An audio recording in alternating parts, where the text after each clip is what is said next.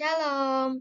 Di sini saya akan mempresentasikan tugas eskatologi saya dengan tema yang diberikan berjudul tentang nubuat Daniel tentang akhir zaman tercatat dalam Daniel pasal yang ke-7 sampai Daniel pasal yang ke-12.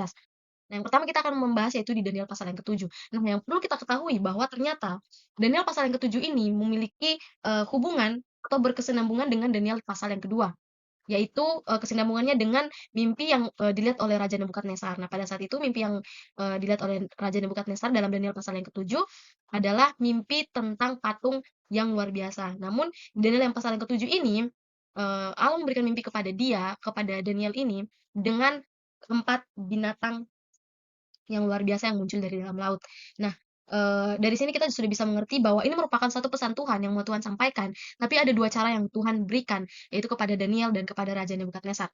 Itu diawali dengan Daniel diberikan penglihatan di sebuah lautan, dan lautan itu diguncang oleh keempat angin laut. Nah, laut di sini diartikan sebagai bangsa-bangsa atau orang banyak, sedangkan angin angin langit yang mengguncang itu digambarkan sebagai perselisihan, digambarkan sebagai perpecahan, yang artinya bahwa akan terjadi dan akan ada perselisihan di antara bangsa-bangsa. Nah, lalu setelah itu muncullah binatang yang pertama. Binatang apakah itu? Binatang singa yang memiliki 2 sayap di samping kiri kanannya. Nah, ini menggambarkan kerajaan Babilonia. Ya, kerajaan Babilonia yang sangat masyhur pada saat itu, kerajaan Babilonia yang sangat kuat pada saat itu, karena Babilonia digambarkan sebagai seekor singa dan memiliki sayap raja wali. Kenapa? Karena pada saat itu kerajaan Babilonia sangat cepat dalam menaklukkan musuh-musuhnya dan berjaya pada saat itu. Lalu setelah itu muncullah binatang yang kedua, yaitu binatang beruang dengan 3 tulang rusuk di giginya, yaitu kerajaan Media Persia. Nah, yang perlu kita ketahui bahwa Media Persia juga setelah dia muncul, dia menaklukkan 3 kerajaan, yaitu kerajaan Babilonia salah satunya, Mesir, dan kerajaan Lydia. Yang berikutnya ada binatang yang ketiga yang muncul dalam penglihatan Daniel pasal yang ke-7, yaitu adalah macan tutul dengan 4 kepala dan 4 sayap. Nah, ini menggambarkan kecepatan kerajaan Yunani di bawah pimpinan Raja Alexander. Namun ketika raja ini meninggal, kerajaannya dibagi kepada keempat jenderalnya, yaitu Cassander, Lysimachus, Ptolemaeus, dan Seleucus. Nah, seperti empat kepala yang digambarkan dalam penglihatan Daniel tersebut. Lalu ada binatang yang kelima, yaitu binatang yang paling menyeramkan. Nah, itu digambarkan dengan kerajaan Roma, yaitu binatang yang mengerikan, menakutkan, dan sangat kuat. Nah, sifat dari binatang ini sendiri, ia tidak seperti binatang sebelumnya, atau dengan kata lain dia berbeda. Dia menunjukkan sebuah kekuatan yang unik dan lebih dahsyat, dan secara historis binatang ini umumnya diidentifikasi dengan kerajaan Romawi, dan dikatakan di situ bahwa giginya besar dan dari besi, melambangkan kekuatan militer Romawi yang luar biasa dan kemampuannya untuk menaklukkan dan menghancurkan bangsa-bangsa yang lain. Yang berikutnya juga ciri dari binatang ini adalah melahap dan merumukkan, sisanya diinjak-injak. Nah, artinya apa? Ini menggambarkan kekejaman dan dominasi Romawi atas wilayah-wilayah yang ditaklukkannya. Dan binatang ini juga memiliki 10 tanduk. 10 kerajaan yang barbar akan muncul dari dalam kerajaan ini sendiri, yang masuk dan menguasai kerajaan itu. Namun yang menarik adalah muncul satu tanduk kecil. Perhatikan, satu tanduk kecil yang menghancurkan 3 tanduk, yaitu adalah 3 kerajaan yang dihancurkan oleh satu tanduk kecil itu. Nah, Roma yang dulu dipimpin oleh seorang kaisar tiba-tiba diganti oleh seorang pemimpin agama. Nah, jadi Eee, dia bukan hanya seorang raja biasa, tapi dia juga adalah raja sekaligus merangkap menjadi seorang pemimpin agama. Dia adalah antikristus. Ini tercatat dalam Wahyu pasal yang ke-13, digambarkan juga sebagai seekor binatang buas. Nah, setelah mendapatkan kekuasaan penuh, dia menganiaya umat Tuhan selama 3,5 tahun, dan kemungkinan ada sekitar 50 juta jiwa lebih dihabiskan hanya karena menolak doktrin palsu dari antikristus ini. Nah, jadi binatang yang terakhir ini dengan simbol atau gambar diberikan adalah sebuah tanduk kecil, itu digambarkan sebagai antikristus yang akan datang.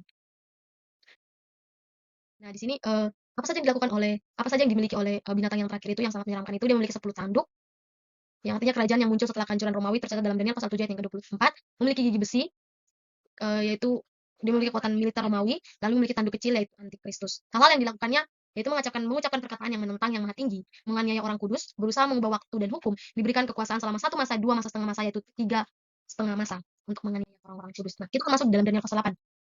Dengan gambaran domba jantan dan kambing jantan. Nah, domba jantan di sini digambarkan memiliki 2 tanduk, tanduk yang satu lebih tinggi, tumbuh paling akhir, menanduk ke barat, utara, dan selatan. Siapakah itu? Kerajaan Media Persia. Lalu kambing jantan berasal dari barat, tidak menginjak tanah, satu tanduk di antara mata, dan muncul 4 tanduk lainnya.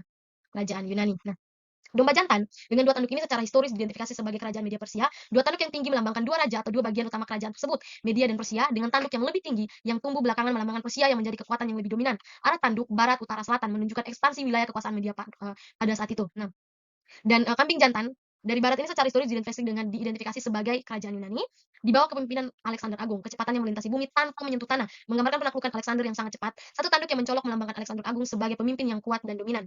Serangan kambing jantan terhadap domba jantan menggambarkan bagaimana Alexander mengalahkan dan menaklukkan kerajaan Media Persia tersebut. Nah, setelah kambing jantan ini menjadi sangat besar, tanduknya yang besar patah dan sebagai gantinya tumbuh 4 tanduk yang mencolok ke arah 4 mata angin. Nah, artinya, patahnya tanduk yang besar melambangkan kematiannya Raja Alexander Agung pada usia muda. 4 tanduk yang tumbuh menggantikannya melambangkan pecahnya kerajaan Yunani menjadi 4 kerajaan yang lebih kecil di bawah para jenderalnya. Ya, satu ke arah timur itu dipimpin oleh Seleucus di Suria dan Babilonia, satu ke arah barat Kasandar di Makedonia dan Yunani, satu ke arah selatan Ptolemeus di Mesir, dan satu ke arah utara di bawah pimpinan Lysimachus di Trakia dan Asia Kecil. Kita akan masuk di dalam Daniel pasal 9 dengan judul perikop doa Daniel.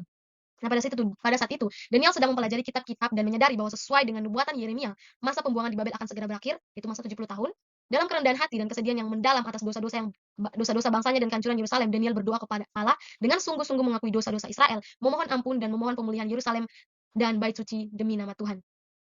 Dan arti doa Daniel, doa ini menunjukkan kerinduan Daniel untuk melihat janji Allah digenapi dan kepeduliannya yang mendalam terhadap kondisi rohani dan fisik bangsanya. Ini juga menjadi contoh bagi umat Tuhan, bagi kita tentang pentingnya pengakuan dosa, kerendahan hati, dan permohonan yang sungguh-sungguh kepada Allah.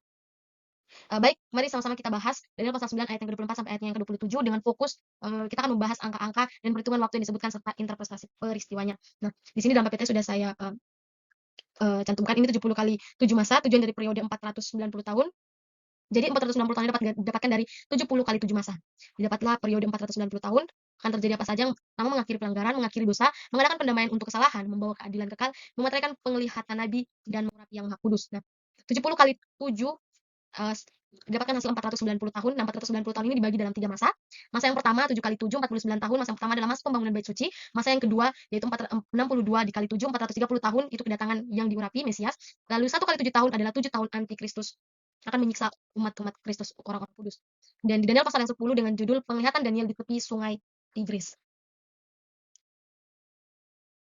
Penglihatan Daniel di tepi sungai Tigris. Nah, penglihatan Daniel yang pertama, dia melihat seseorang berpakaian linen halus, berikat pinggang emas, tubuhnya seperti permata Tarsis, wajahnya seperti cahaya kilat, matanya seperti sulu menyala, lengan dan kakinya seperti kilau tembaga, suaranya seperti gaduh orang banyak. Nah, penglihatan Daniel ini di pasal yang 10 tercatat dengan jelas di dalam Wahyu 1 ayat 13 sampai ayat yang ke-16 ini sangat berkesinambungan, nanti bisa dibaca.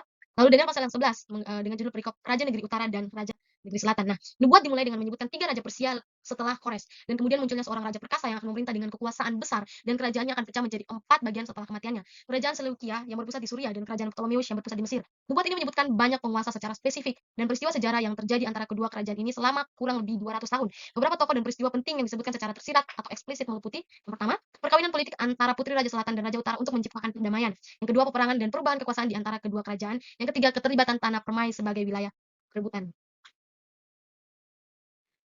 Lalu ada yang disebut dengan raja yang bertindak menurut kehendaknya. Ciri-cirinya seperti apa? Yang pertama, meninggikan diri di atas segala dewa dan mengucapkan hal-hal yang menghujat Allah yang maha tinggi. Yang kedua, berhasil dalam tindakannya sampai murka Allah mencapai puncaknya. Yang berikutnya, tidak menghiraukan dewa-dewa leluhurnya atau dewa yang disenangi para wanita, mungkin Tamus atau Dewi Kesuburan.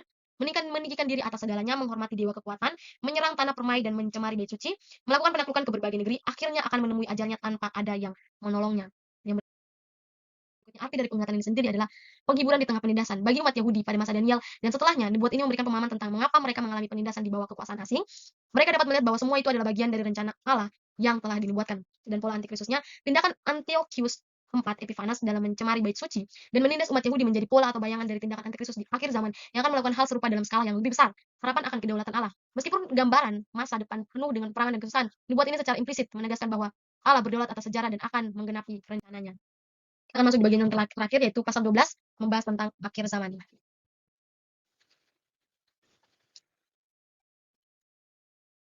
Kita akan membahas tentang akhir zaman. Di sini kalau kita baca secara keseluruhan dalam Daniel pasal 12 itu akan penglihatannya tentang kebangkitan Mikael pada masa kesukaran besar dan ada kebangkitan orang mati dan penghakiman kekal. Nah, kebangkitan Mikael pada masa kesukaran besar, hal ini menunjukkan pada periode masa kesukaran besar di akhir zaman yang diyakini sebagai waktu penganiayaan dan ujian yang dahsyat bagi umat Allah sebelum kedatangan kembali Kristus. Kebangkitan Mikael sering dikaitkan dengan intervensi ilahi untuk melindungi umatnya pada masa sulit ini. Penyelamatan bagi yang namanya tertulis dalam kitab kehidupan menegaskan pentingnya kesetiaan dan pilihan Allah. Yang berikutnya adalah kebangkitan orang mati dan penghakiman kekal. Ini adalah nubuat eksplisit tentang kebangkitan umum pada akhir zaman. Ada pemisah dan penghakiman terakhir di mana setiap orang akan menerima ganjaran kekal sesuai dengan perbuatannya. Yang Pertama tadi kita sudah melihat apa arti dari simbol-simbol yang tercatat dalam Daniel pasal yang ke-7 sampai Daniel yang pasal yang ke-12.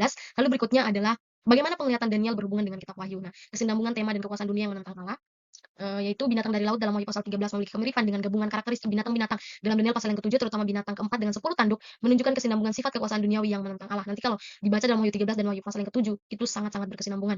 Dan juga antikristus dan penganiayaan umat Allah, menggambarkan tokoh antikristus secara lebih eksplisit melalui binatang dari laut dan binatang dari bumi, yaitu nabi palsu yang menyesatkan dan menganiaya orang-orang kudus. Tindakan mereka memiliki pemaksaan dan memiliki paralel dengan penghujatan tanduk kecil dalam Daniel pasal yang ke-7.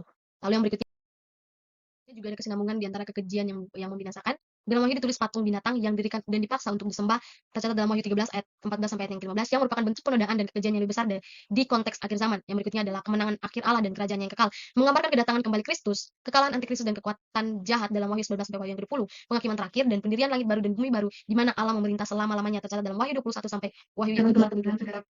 Yang berikutnya ada peran malaikat dan peperangan rohani. Daniel menampilkan peran aktif malaikat, terutama Gabriel dan Mikael dalam Daniel pasal 10 sampai pasal yang ke-12. Mikael secara khusus digambarkan sebagai pelindung Israel. Wahyu menampilkan peran penting malaikat dalam menyampaikan wasiat untuk melaksanakan penghakiman dan peperangan melawan kekuatan jahat, yaitu Mikael dalam Wahyu pasalnya yang ke-12. Yang berikutnya yaitu apakah nubuatan ini sudah tergenapi? Yang tergenapi adalah yang pertama, nubuatan dalam penglihatan Daniel, terutama yang berkaitan dengan kerajaan-kerajaan dunia kuno dan penindasan di masa lalu, termasuk tindakan Antikus dan kehancuran Yerusalem telah tergenapi secara historis. Yang belum tergenapi, periode waktu simbol di akhir pasal 9 dan pasal 12 dalam Daniel, serta sebagian besar penglihatan dalam kitab Wahyu diyakini oleh banyak orang Kristen sebagai nubuat yang belum sepenuhnya tergenapi dan akan mencapai pemenuhannya pada akhir zaman sebelum kedatangan Kristus dan pembentukan kerajaan Allah yang ada di bumi. Dan kesimpulannya yang dapat saya sampaikan dari dalam penglihatan Daniel dalam pasal yang ke-7 sampai pasal yang ke-12, saya hanya mengambil simbol-simbol apa yang dikatakan dalam Alkitab seperti tanduk kecil, bahkan seperti binatang-binatang, di situ itu yang saya jelaskan. Lalu bagaimana penglihatan Daniel berhubungan dengan kitab Wahyu, lalu apakah nubuatan ini sudah tergenapi? Sekian dan terima kasih.